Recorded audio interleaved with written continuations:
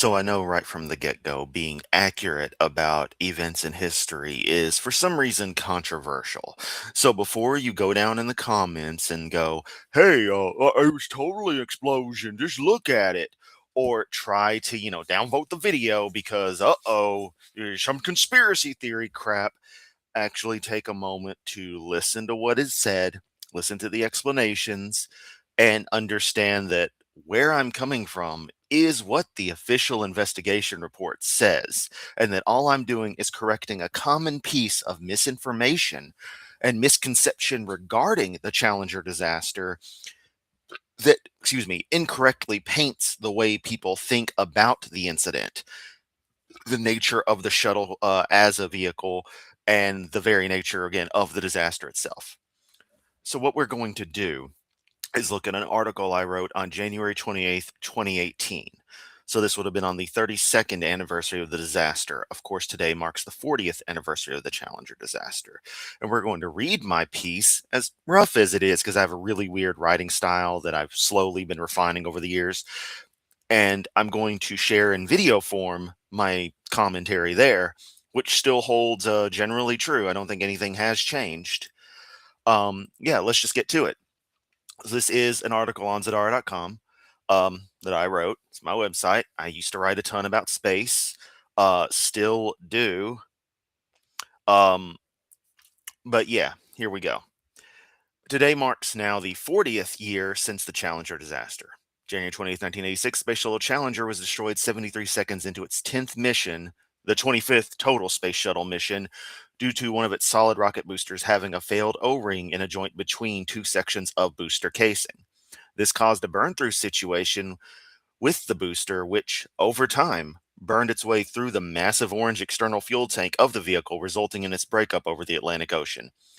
The event is known most properly as the Challenger disaster, but many refer to it as the Challenger explosion. This name is incorrect. The Space Shuttle Challenger did not explode. Yes, it broke apart during its launch, but it wasn't an explosion. Now, I know what many who read this are thinking. You can look at the video, it clearly blew up. It exploded. Look at the puff of flame when it happens, or something similar. Let's step back a bit and look at the actual event. We'll take a common image from the Challenger disaster and study it while discussing just what actually happened 73 seconds into its flight.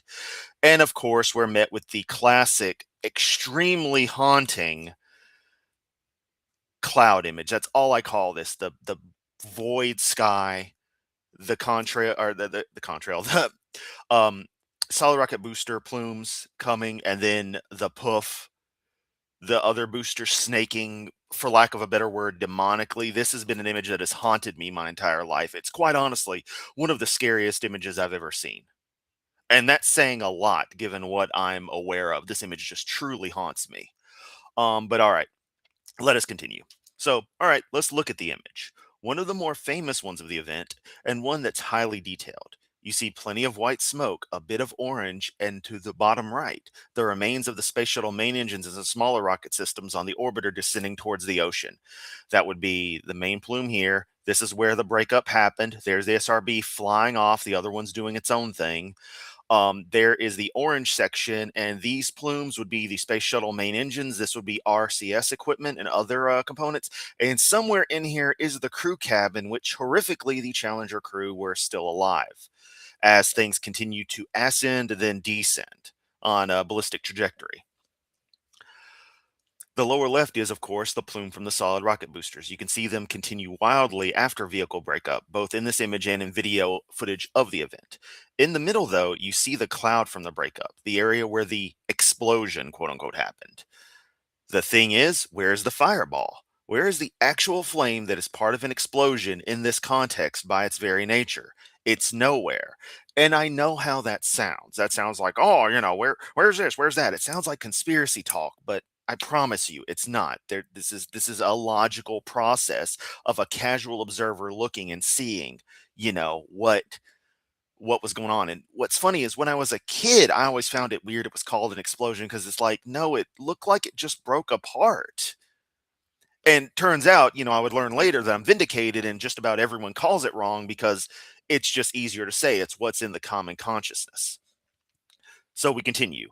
What you see in the middle, the white cloud that formed as the vehicle broke up, is the unburned liquid oxygen and liquid hydrogen fuel stored in the external tank of the space shuttle, having been released from the tank as the vehicle broke apart. Now, a reminder, this is liquid oxygen and liquid hydrogen, both at extremely cold temperatures. Additionally, these two materials are naturally the basis for water.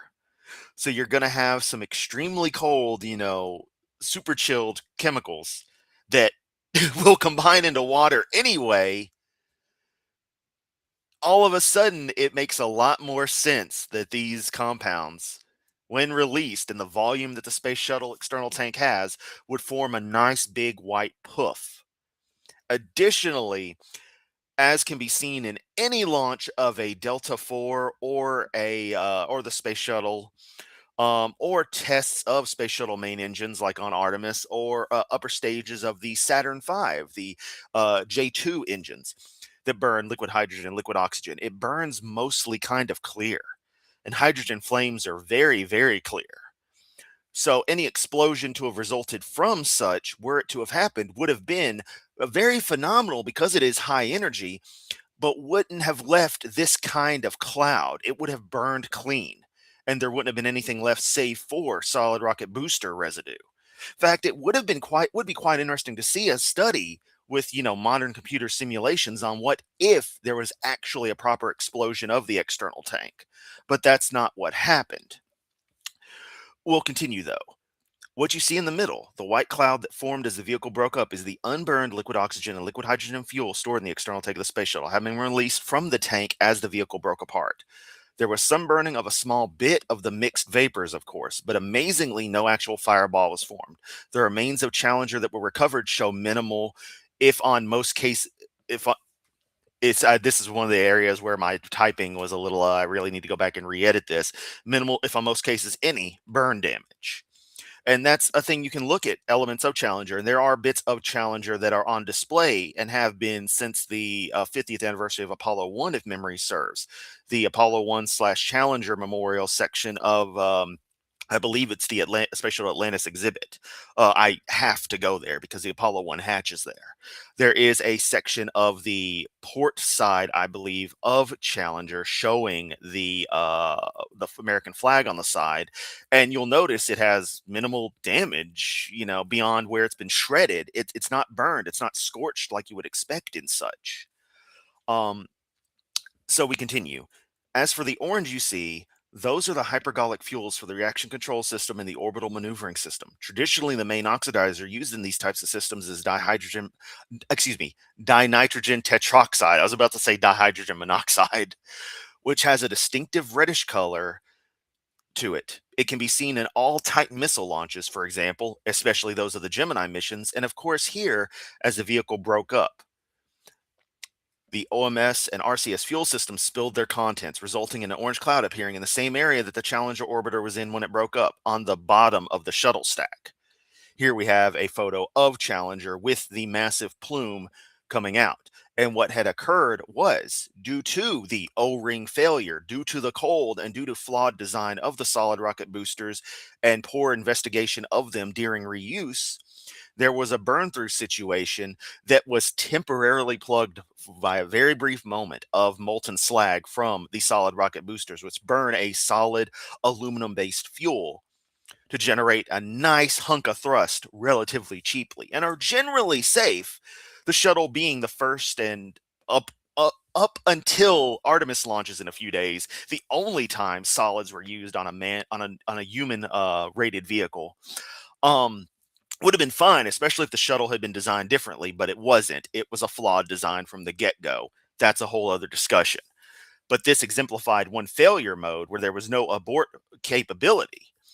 Um, Ditching the boosters at this time would have been catastrophic because you can't shut them down. So this area, there was failure sealing the rocket segments because the boosters were made of, I think, 7 segments. I think the ones for Artemis, the same booster design, is 9 segments now. A section had burned through. And so this plume of superheated, gas of rocket exhaust was licking the side of the external tank, burning into it constantly. additionally damaging a support strut at that location. One would be right about up here and the other down here, and they're visible in any decent photos of a shuttle stack, eventually causing the right SRB to, upon also weakening and causing a leak of liquid hydrogen in the tank that was burning on its own. The booster was set free partially and then slammed into the tank as it was flying wildly. And that's what caused the actual structural disintegration as visible in the footage we've all seen. And if you look at other tracking camera footage, which is out there, that isn't the same close up shot, then cut to another frame that we all see, the traditional footage, it becomes more clear how this was everything disintegrating. But I'll continue reading what I had written back in 2018. So what happened to Challenger exactly? In the above picture, you can see the flame coming out of the right solid rocket booster. Basically, this flame coming out of the failed joint was in such a position that it not only began to burn through the fuel tank, but also burned the mounting point for the booster, and eventually the booster broke free of the attachment point, moved out a short ways, and then slammed into the already weakened and slightly leaking lower part of the external tank, which held the liquid hydrogen fuel. The hydrogen tank itself at the same time was failing and actually began to move upwards into the oxygen tank. It had actually partially begun to combust in and of itself, insofar as what was now exposed to atmosphere and apparently had begun to go into the oxygen tank, causing the complete disintegration. Because another thing to remember is that big, beautiful orange external tank, everything was mounted to that. That was the spine of the shuttle. If that failed, everything was gone because it was all, that was the structural unit of it. Orbiter's got its 3 engines going. The rest of the boosters are doing their own thing. Fuel tank is sending fuel to the SSMEs. That's where everything is linked, right in the center section. And here's a picture during the disintegration, which, yes, to the average layperson, looks like an explosion. You're looking at a high energy event in a fraction of a second. But this is everything collapsing, the actual structural failure of the external tank, and eventually the orbiter is no longer going to be flying this nice perpendicular direction. It's going to be tossed, and that's what caused complete disintegration. With the external tank failing, the entire orbiter stack broke apart, Challenger itself being shredded by aerodynamic forces rather than the force of the breakup or the non-existent explosion. The parts of the orbiter followed a perfectly standard trajectory for such a breakup, and large segments of the vehicle could be seen leaving the clouds to eventually crash in the Atlantic Ocean. Challenger didn't explode. It disintegrated due to structural failure of the external tank caused by a burn-through of the right-hand solid rocket booster. Sadly, many sources, even some with NASA, state the event was an explosion, quote unquote, but that's not true, not technically, and not in the practice of understanding what actually happened to the vehicle. Now, in 2017, I had shared an article on the disaster, in an article on the disaster, excuse me, this video on the disaster, which shows exactly what happened during in very stoic detail. This point, timestamped, explains that there was no explosion. While the whole video is worth checking out, I'll leave this bit timestamped here for you to listen to. Now, if my audience wants, and I do have chat disabled because I want to focus on the stream and not, this isn't an interactive thing. This is I'm recording this for the sake of recording it kind of case. If in the comments you want me to go through the entire 45-minute Challenger investigation video, I would be more than happy to. But that's a big if. I probably will do it anyway, but if anyone says, hey, definitely do it, I might make it more of a priority. But for the moment, I'm just going to click and we're going to hit the exact, what's the word? The moment in the video that I have timestamped. No shock wave or other evidence of a violent explosion was detected in the imagery. Illumination from a combination of SRB plume radiance, reflected sunlight, and peripheral burning of gases gives the cloud the appearance of a fireball. By 73.6 seconds, the main engines were in automatic shutdown mode as a result. Yeah, it goes into extreme detail, beautiful detail. But that was the key thing. And if you want context of what was just before illumination from a combination of standing cloud of gases, vapors, and cryogenic fluid with embedded debris and localized combustion of mixed gases. No shock wave or other evidence of a violent explosion was. Now, I timestamped at exactly that point because this says explicitly, and that is the official investigation video. This is what the investigation committee for the Challenger disaster. This was their summation of everything upon studying all of the data, the telemetry coming down from the orbiter, which was still sending information as it was disintegrating. So we have frame upon frame of data from Challenger as everything failed. So we can they were able to study, they were able to understand the actual dynamic forces on the orbiter up to the point of complete systems failure, where all the equipment, fuel cells, etc., would have been disconnected to a point where, power's cut, we ain't, radio's cut, we ain't sending data. Um, and you might ask, why do I care so much? Why am I so pedantic about this? Because to you don't have to understand in this detail to care about something. That's not where I'm going with this. But to see people who are supposed to, like, their entire personality, their entire identity is understanding space, understanding and respecting this stuff, it pains me to see such a lack of depth presented from professionals, including those at NASA, on this. And that understanding exactly what had happened, the way the shuttle failed, allows you to understand the problems with the shuttle program, the, for lack of a better term, miracle it was, better. And to that, I ended this back in 2018 with, this all being said, it doesn't change the fact that the event happened. I strive for accuracy in what I know and understanding about the world, the good or the bad events, and I don't like when the Challenger disaster is called an explosion because it's simply not true and it creates an improper presumption of what actually happened during the event. For more details, as I've shared before, you can read these wiki links and follow sources cited in those links for even more details. I put the STS-51L mission timeline, which that was the identifier for the Challenger flight that we know as, the Challenger disaster. And in the Challenger disaster article itself, um, I added in, I have a parenthetical here mentioning the Challenger disaster article. I added in that it should be noted that while this article quite repeatedly states there was an explosion, again, this is 2018. I haven't looked at this article much since then. The Wikipedia article, I should say, this comes from being written in a common style. There is a section that states, quote, and the verbiage could have changed by this point, but, it's neither here nor there for what it said at the moment and the nature of this text. States, Challenger veered from its correct attitude with respect to local airflow, resulting in a load factor of up to 20 G, well over its designed limit of 5G, and was quickly ripped apart by abnormal aerodynamic forces. Contrary to popular belief, the orbiter did not explode as the force of the external tank breakup was well within its structural limits. So, had the orbiter not been shifted in a pretty rough direction, technically speaking, it could have made it out okay. But what destroyed it wasn't the breakup, wasn't this flash.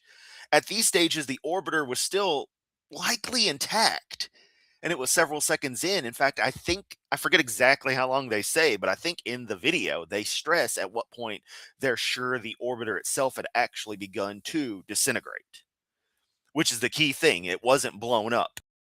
It was shredded apart when the entire stack failed. Also of note is Challenger's orbiter vehicle number was 099. Enterprise being 101, Columbia being 102. Why was it 099? Because it was actually a structural test article that was overbuilt originally, and it was deemed cheaper to refurbish the structural test article into an orbiter than to retrofit Enterprise, which had been engineered mostly for normal terrestrial aerodynamic testing and could be made flight capable. They decided not to do that, that it'd be cheaper to just build what would become Challenger. So in a weird twist, Challenger was the most rugged of the orbiters. And so it had the best chances out of any of them of surviving this kind of incident. And indeed, that didn't change the outcome. But I like to think that the orbiter, if I can anthropomorphize for a minute, tried its absolute damnedest to hang together for that extra bit longer and just still couldn't do it, if that makes sense. So that is that. I wanted to get that out for the 40th. Um, if you still disagree, that's your problem, not mine. Take it up with the actual investigation back in 86 and 87. I'm stating facts. If you're going to disagree with me on this, I hate to say you're pulling an attitude like a lot of people do if you're still adamant against this, of just denying what the actual details are. And if you feel that way still, it should give you pause for concern. I'm not trying to attack anybody here, but this is something I really care about. Is as much as I care about the space missions, the space flights, the crew, the tragedy of it, I care about accuracy and understanding these things, and accuracy and understanding all things in the same way I understand the way the shuttle worked for the most part and some pretty intricate details of it. Not as much as the guys who worked on it, but I was a kid. Some of the first stuff I read were documents from NASA that my family got me on these things. I've always cared about this stuff. And like I said, it pains me when people on the internet who make a living off of being space enthusiasts, obsessing over SpaceX and the like, as if, not gonna get started there, will be so blasé with something like this. I just, do you really care that much if you're not gonna be as accurate as possible in your understanding of everything? That's just the way I go with it. Yes, this is an example of my likely autism going high, but god damn it, I care about this shit. I was 4 days away from turning 1 year old when this event actually happened. The day after my 18th birthday was the Columbia disaster. This stuff has followed me my entire life in a weird, poetic way that I feel I'm a torchbearer for the facts of the matter. So, again, if someone has a problem with it, take it up with the actual NASA investigation. I don't want to hear complaining. Thank you for coming to my TED Talk. Please watch your head on the way out. And